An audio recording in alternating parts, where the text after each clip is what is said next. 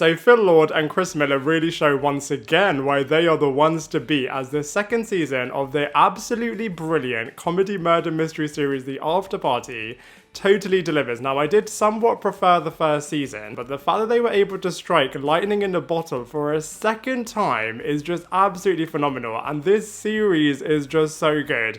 I love the way in which it's structured in terms of every single episode looks at a particular event but from a different character's perspective, and when you see something happening with a character in another person's episode from them recounting the tale, you get to see this paying off and what was this character really doing when they left another character's sequence. It's just so good, and then you top all of that with the fact that every single episode has a different genre. It was just honestly absolutely phenomenal. And even though it is an ensemble piece, I absolutely love Tiffany Haddish's Detective Dana character, as not only is she flooding with a great personality, she just has so much star power, so much charisma, so much presence, and I just love her reacting to certain people's recounting their mind movies. And I also love the fact that they gave Detective Dana her own backstory this time as to why she has left the police force. She seemingly got a bit of a happy ending by the end of the second season, but we'll come back to that ending in a minute. And it was also really wicked to see some continuity from the first season, namely in Sam Richardson's Anik character, who is just a bit of a comedy genius. His comedic timing is just so good. And Anik is just one of those characters that you just love as he is just so bashful, and like I said, his comedic timing is really, really wicked, and I just love how he interacts with all of the other characters. I did miss the buddy cop relationship between him and Jasper, played brilliantly by Ben Schwartz. I mean, them two together on screen was just so good. But you know, Sam Richardson's Anik character is such a fan favorite, and he just adds so much so effortlessly, so it's just such a wicked addition. But we also have Zoe Chao playing Zoe Zhu once again. So not only is she bringing some continuity, as she is not only in a relationship with Anik following the end of the first season, we also have her family involved in the main big plot this time. So she is of course trying so hard to make sure that her family doesn't go to jail, as her sister Grace is the prime suspect. So I just love the way in which they interwove this character so naturally into the big storyline. As I was such a big fan of the first season, I was so here for all of the little cameos. In pretty much every single episode, we had a throwback to the first season, and it was just so good. I loved seeing all of the brilliant first season characters,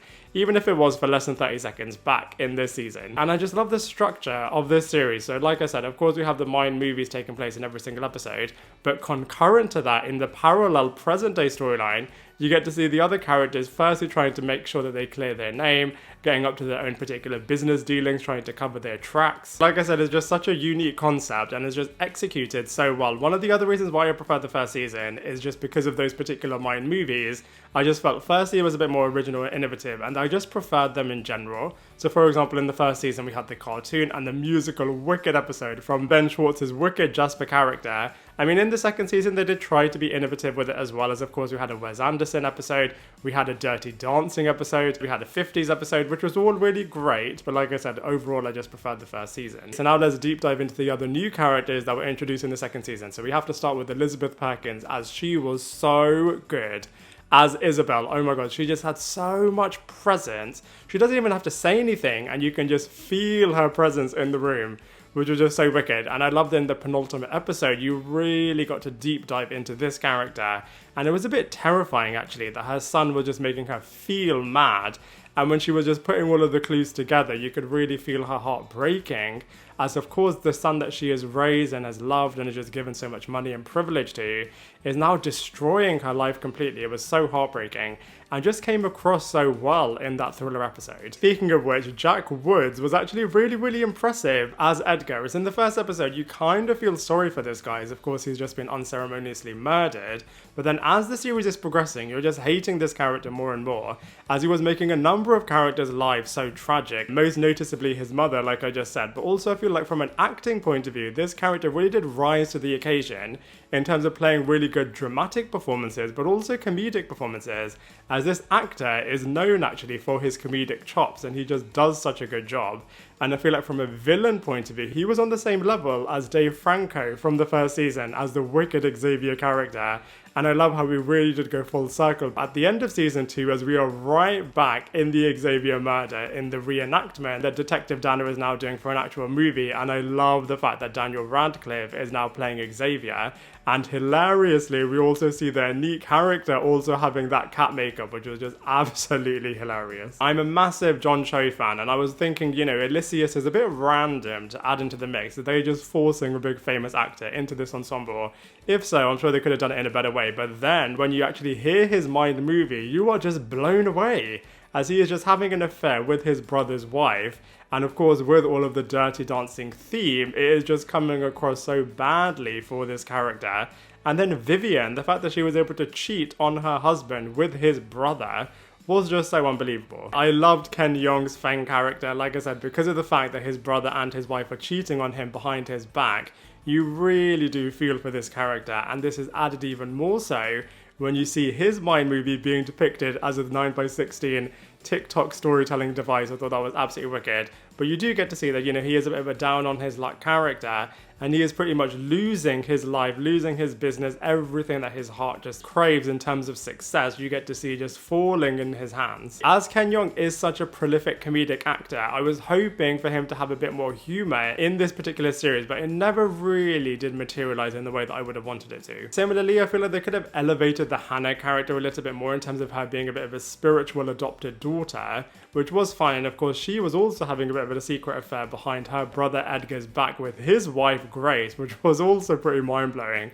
But like, all of these characters are just cheating on each other. But like I said, from Hannah's perspective, I feel like they just could have done a little bit more with her. Especially as after the 3rd episode, they were seeming to make her seem like the prime suspect, as of course she is adopted into this family. Maybe she hates Edgar. She of course wants to sleep with his wife, especially after Grace has rejected her. And of course she has got the devil's trumpet in her garden. So like I said, they were setting this character up, but then they never did anything with it, which was just such a shame. Speaking of Grace, she was also the prime suspect from the 1st episode, and I feel like she was really, really wicked. But she always felt like an additional character to somebody else's storyline. So for example, Zoe trying to prove her innocence, Hannah just always having a bit of an infatuation with her, obviously cheating behind Edgar's back. I feel like she was really good as a character, but was always a supporting character to other people's storylines. Jack Whitehall was really, really good as best friend Sebastian. I loved his heist episode. I feel like they definitely could have done a little bit more with that heist setting, but nonetheless, I thought it was hilarious how the real Sebastian character is actually from America and he has been faking this British accent,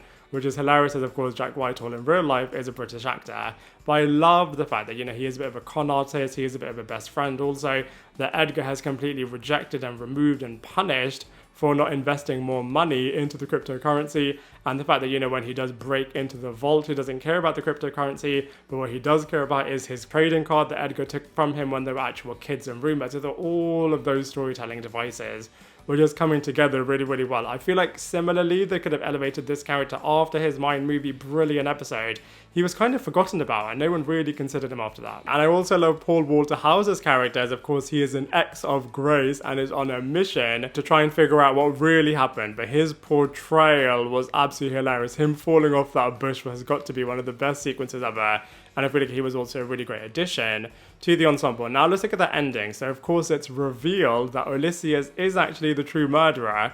And I thought it was really, really clever, as actually his motive wasn't to kill Edgar at all, but was actually to kill off Feng, as he felt like, you know, if I kill him off, then I can pretty much take his life and steal Vivian, be a father to both Grace and Zoe. So he had really malicious intent, but unintentionally, Feng then gave that poison drink unintentionally to Edgar.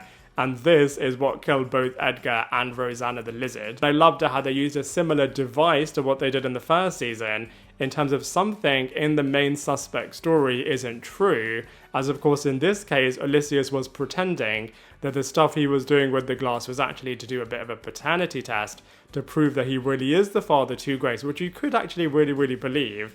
And similarly, Jasper did the same thing in terms of pretending that Xavier was happy to explore really elevating Jasper's career, but really had no intention of doing so. So I thought it was a really, really cool throwback to actually, you know, the villain story isn't something that you can properly trust. And like I said earlier on, Dana is also revealed to now be a movie director and is now creating a whole movie based on what actually happened in the first season.